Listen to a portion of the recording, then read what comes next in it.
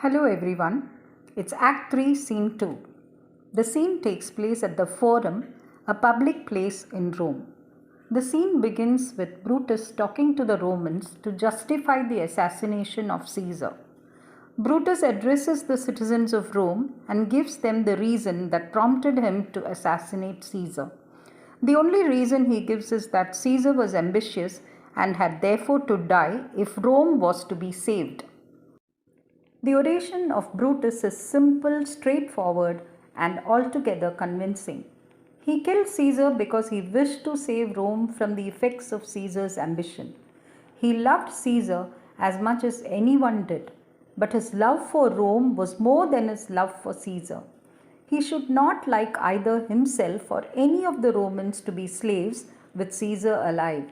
So he killed Caesar in order to ensure the freedom of all the Romans.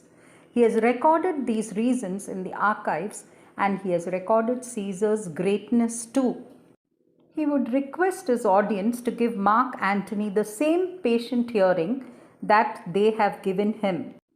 He has permitted Mark Antony to give the funeral oration for his friend Caesar. Having said this, he descends from the rostrum. The citizens are very impressed. Here is a great man, reputed the wisest of the Romans, a man of undoubted moral integrity, taking them into his confidence, crediting them with intelligence, and appealing to their judgment in respect of what he has done. They decide immediately in his favor. He is a great patriot, one who has sacrificed his friend to his country. Therefore, let him be Caesar, they say. They have not understood the reason properly. The stress on the preservation of their freedom from tyranny has passed clean over their heads. They are thinking only of a transference of allegiance from Caesar dead to Brutus alive. The citizens are deeply impressed by Brutus but have not understood his reason. Now, Mark Antony takes the rostrum. He knows what he is up against. There is no point in beginning with a direct attack on Brutus, for that will not reach home. Even praise of Caesar will not serve, as the Roman crowd has said this Caesar was a tyrant, because Brutus has said so, and therefore it must be so. So, Antony begins accordingly in a quiet manner with a simple statement of fact. I come to bury Caesar, not to praise him. The evil that men do lives after them. The good is oft interred with their bones. So let it be with Caesar. The noble Brutus had told you Caesar was ambitious. If it were so, it was a grievous fault, and grievously has Caesar answered it. Antony emphasizes for effect that he is there before them with the permission of Brutus, and Brutus is an honorable man, so are they honorable men. He carefully tests the ground by saying Caesar was his friend, faithful and just to him. But Brutus says he was ambitious and Brutus is an honorable man. Antony has now hit upon a beautiful phrase and he will make some use of it throughout his speech. He says, he is sure that they remember that Caesar was a great conqueror. He has brought many captives home to Rome, and their ransoms went into the public treasury. When that the poor have cried, Caesar has wept with them. Did this seem ambition?